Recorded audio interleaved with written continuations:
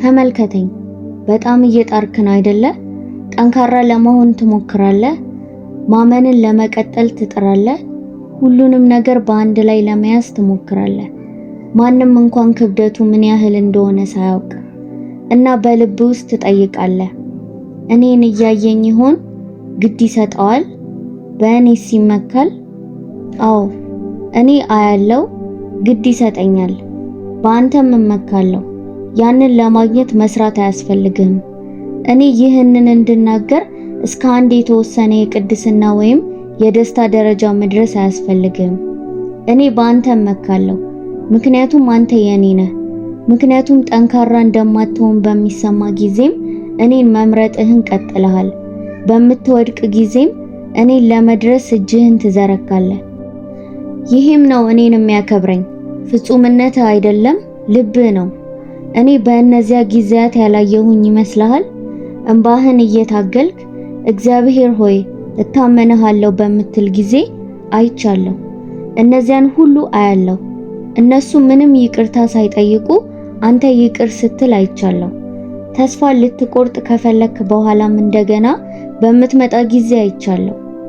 አንተ እነዚህን ትንንሽ ነገሮች ትላቸዋለህ፣ እኔ ግን አምልኮ እላቸዋለሁ።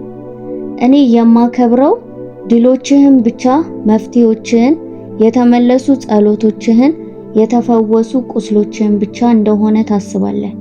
ነገር ግን እኔ መሞከርህን አከብረዋለሁ።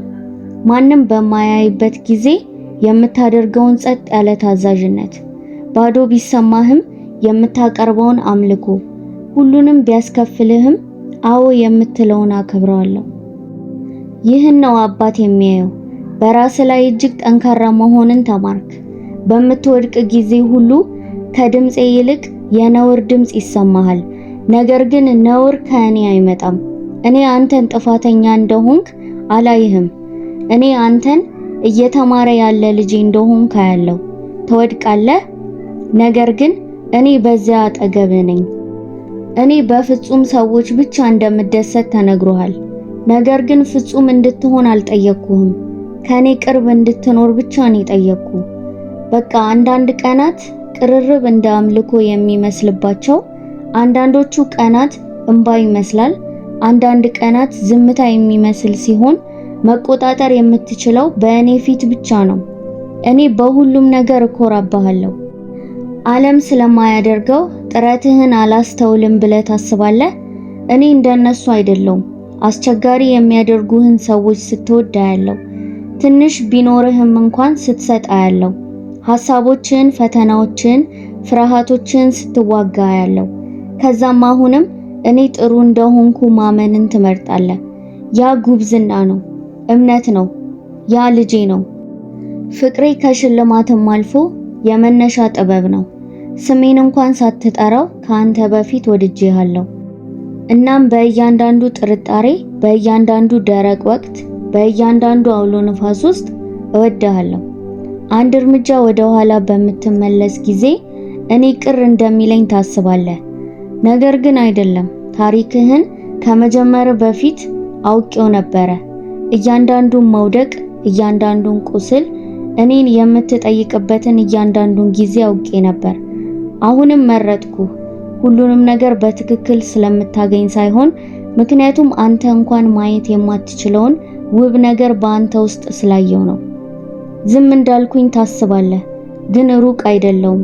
በትንሽ መንገዶች እየተናገርኩ ነበር። በፈለግከው ሰዓት የመጣው ጥቅስ፣ ተስፋን ያስታወሰ መዝሙር፣ ትርጉም የሌለው ሰላም፣ ያኔ ነበርኩኝ። አሁንም እዚህ ነኝ። አሁንም በአንተ ኮራለሁ። ራስህን ከሌሎች ጋር ታወዳድራለህ። እምነታቸው፣ ጥሪያቸው፣ ታሪካቸው። አቁም። ጉዞህ እንደነሱ እንዲመስል ታስቦ አልነበረም። አንተ ከኋላ አይደለህም፣ እየተገነባህ ነው። እኔም በሂደቱ ኮራለሁ። የቅርጻ ቅርጽ ባለሙያ ሲሰራ ውብ ከመሆኑ በፊት ቆሻሻ ይመስላል። ቁርጥራጮች ይወድቃሉ፣ አቧራ አየሩን ይሞላል። ግን አርቲስቱ ምን እየቀረጸ እንዳለ ያውቃል። በአንተ ውስጥ ምን እየቀረጽኩኝ እንደሆነ አውቃለሁ። ስለዚህ ስንጥቆችህን ከእኔ መደበቅ አቁም። እነዚህ ነገሮች አንተን ከእኔ የሚያስወግዱ ነገሮች አይደሉም። በእነዚህ ስፍራዎች ውስጥ ክብሬ ይበራል። ፍጹም የሆኑ ሰዎችን አልጠቀምም፣ የተሰጡ ሰዎችን እጠቀማለሁ። አንተም ያረከው ይህንኑ ነው። ጊዜህን እንዳባከንክ ታስባለህ፣ ግን እኔ እየጠበቅኩት ያለውን እንኳን እየተጠቀምኩኝ ነው። አንተም ብዙ እንደወደድክ ታስባለህ፣ ግን ውድቀቶችህን እንኳን ጥበበኛ ለማድረግ እየተጠቀምኩኝ ነው። በጣም እንደተሰበርክ ታስባለህ፣ ግን በእነዚያ ስንጥቆች ውስጥ የማይናወጥን ነገር እየገነባው ነው። አንተ የእኔ ነህ። ይህ እንኳን በህመም መሃል እኔን ለመውደድ ስትመርጥ ሳየው ኩራት ይሰማኛል። ግራ ቢገባህም እንኳን በእኔ ላይ በጽናት ስትይዝ እመካለሁ። እኔን ለማስደሰት ርዕስ፣ መድረክ ወይም ፍጹም ታሪክ አያስፈልግህም። ከእኔ ጋር መጓዝህን ቀጥል። ከእኔ ጋር መናገርህን ቀጥል። እንደማይገባህ የምታስብ ቢሆንም አንተን መውደዴን እቀጥላለሁ። አንተ እኔ ልጠግንህ የምሞክረው ስህተት አይደለህም። አንተ እኔ እየጨረስኩህ ያለ የጥበብ ሥራ ነህ። ስለዚህ ተንፍስ፣ ሸክሙን አስቀምጠው። ከምታስበው ይልቅ የተሻለ እያደረክ ነው። እናም እንደተሸነፍክ በሚሰማ ቀናትም ቢሆን አሁንም ልጄ ብዬ እጠራሃለሁ። ምክንያቱም በዝምታ የተዋጋኸውን እያንዳንዱን ጦርነት አይቼዋለሁ። በእንባ የጸለይካቸውን እያንዳንዱን ጸሎት አይቻለሁ። ከምታስበው በላይ ተለውጠሃል። እናም ቃል እገባለሁ፣ በአንተ መኩራቴን አላቆምም።